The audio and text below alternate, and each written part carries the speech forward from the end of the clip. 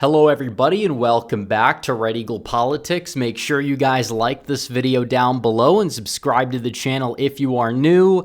So another day, new polling that does not look good for Joe Biden. Donald Trump in this pollster. We even have liberal pollsters showing that Donald Trump is in the driver's seat of victory. But this pollster here, Swing State Project, different firms, what is it showing? It's showing Donald Trump.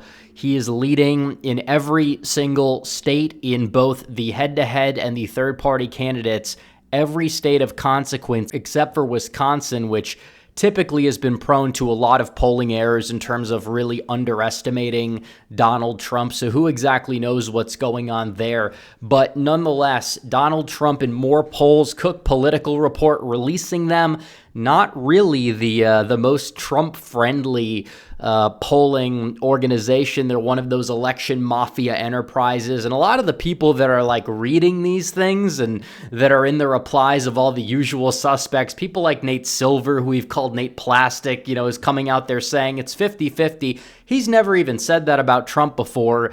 They're basically saying Biden might be better off stepping aside, but even then that's risky. There's so much salt that just flows in the replies of all of these people. It's absolutely hilarious. Now they're saying, well, it's because people don't pay attention to the election until October.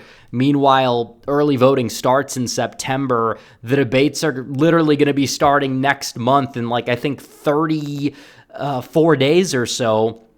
Donald Trump and Joe Biden are about to debate. It's all endless cope.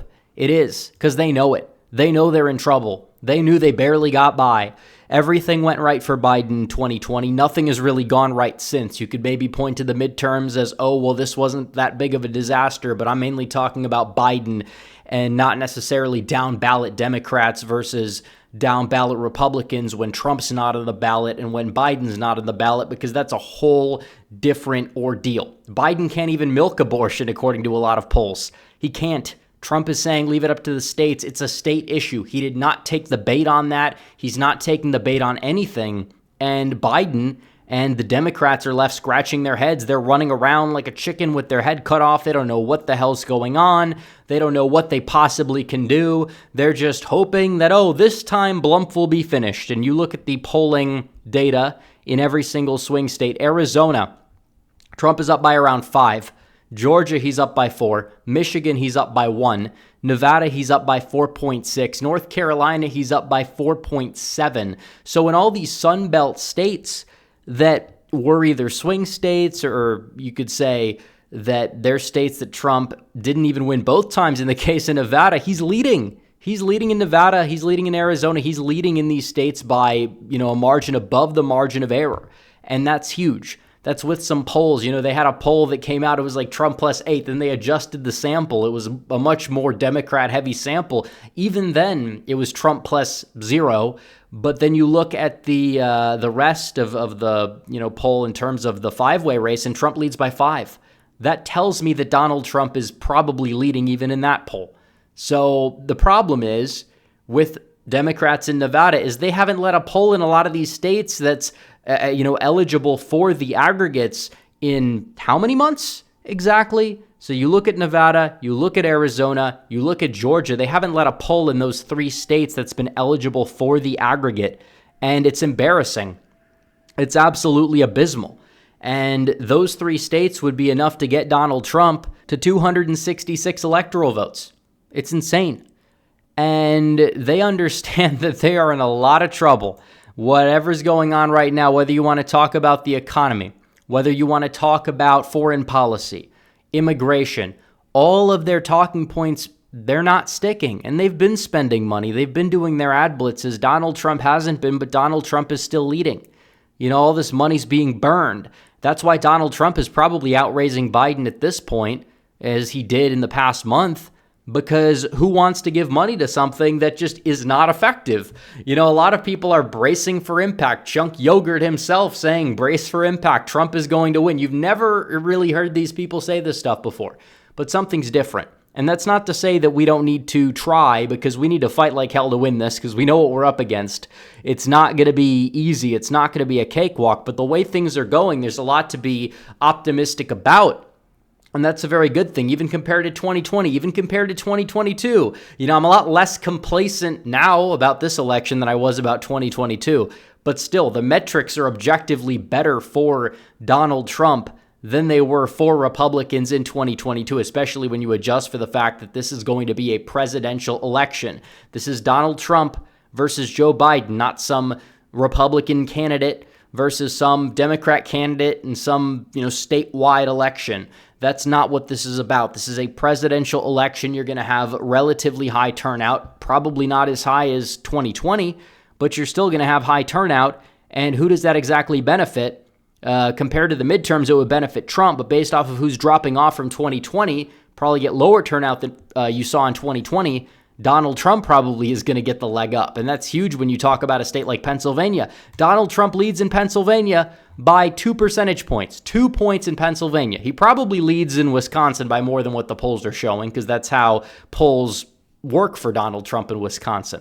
But we're even talking about polls in Minnesota and Virginia that are within a couple points. And that's like begging the question, can we poll New Mexico, please? Because even New Hampshire and Maine, we're seeing polls that have Trump leading, even though there's a lot of undecideds, high third-party vote share.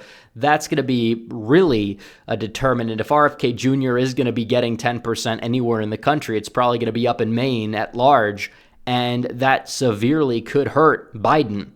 And that would be huge. So it would give Donald Trump a huge boost up in the state of Maine. But you look at this and it's Pennsylvania. If he just gets Georgia and Pennsylvania, he doesn't need anything else. So Biden's path to victory, it's closing in. He has a very narrow path to victory. Even Harry Enten is, not exactly too bullish on Joe Biden's numbers. He was on CNN. He was talking about how Donald Trump is actually doing better, according to polling, with Nikki Haley primary voters than those same Nikki Haley primary voters voted in 2020. What does that exactly tell you? It tells you a lot of them are not actually Republicans. A lot of them voted for Biden, don't like Biden, are actually leaning towards Donald Trump more so than they were. That's good news for Trump. So anybody talking about how the primary is bad news for Trump, it's apparently not. But then you look at Biden. Biden's doing about, 5 points better on average than Trump, except he was running against nobody, has no other major candidates on the ballot that people know. Dean Phillips and the crazy Crystal lady don't count. But still, Biden, despite being a sitting president, is getting, 86% or so? That's abysmal.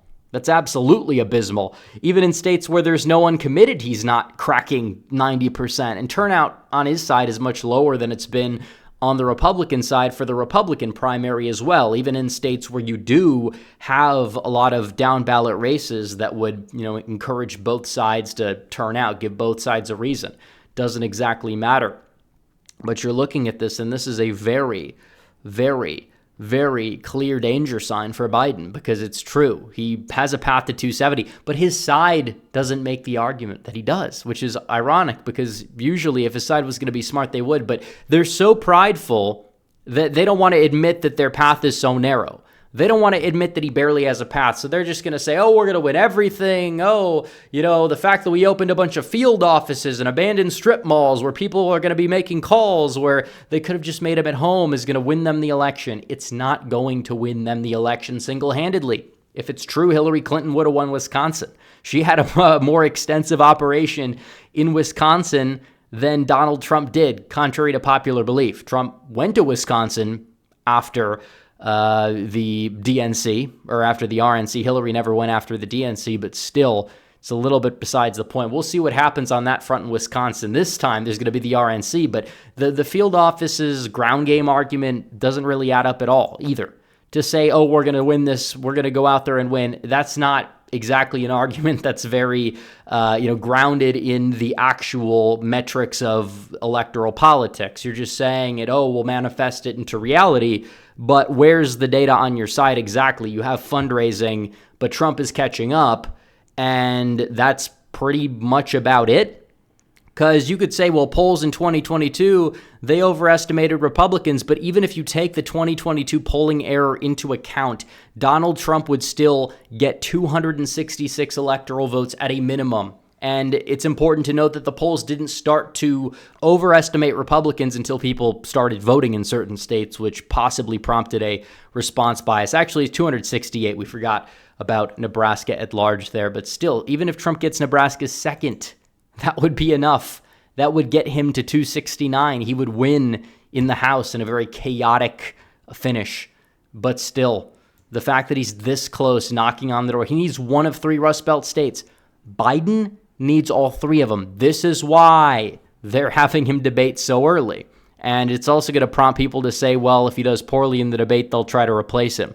But even if he does good in the debate, is it enough to really have a lasting impact before the election? I mean, he'd have to do really well to shift public opinion. And I just can't see that happening. I think him and Trump will go out there, they'll debate. Biden supporters are just going to say Biden won regardless of whatever Biden does, and vice versa. Debates, how productive are they? I don't know. But so long as Trump just sticks to the facts and prepares and lets Biden trip over himself, yeah, Trump is going to come out as the apparent winner of the debate among undecided voters. But I don't think it's going to move the needle a ridiculous amount either way. But the reason why Biden wants it now is because A, he's looking for a Hail Mary, and B, if he doesn't get it, it's an early debate. If he completely bombs, it's still early.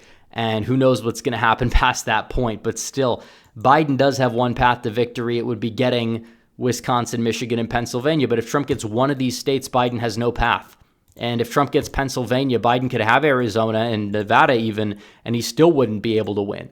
And it's looking like he's not going to win those states. Democrats probably aren't going to try as hard in those states. The fact that they have to defend Nebraska second, Virginia, they're spending money defending Virginia, New Mexico, potentially. I don't know. We'll have to see what happens there. But Minnesota, they're trying to say, oh, it's just a head fake that Trump is doing. But that's kind of a really, really insane way of looking at things, saying that, oh, if they're going to a state, then it must be a head fake and there's nothing possibly wrong, then they're going to ignore it, is what they're basically telling Trump's campaign. And hey, that's more free real estate there. I'm expecting Trump to maybe not campaign so much in Minnesota, but western Wisconsin can kind of, kill 2 birds with 1 stone. And that's an area that Trump would like to improve in to go out there and win.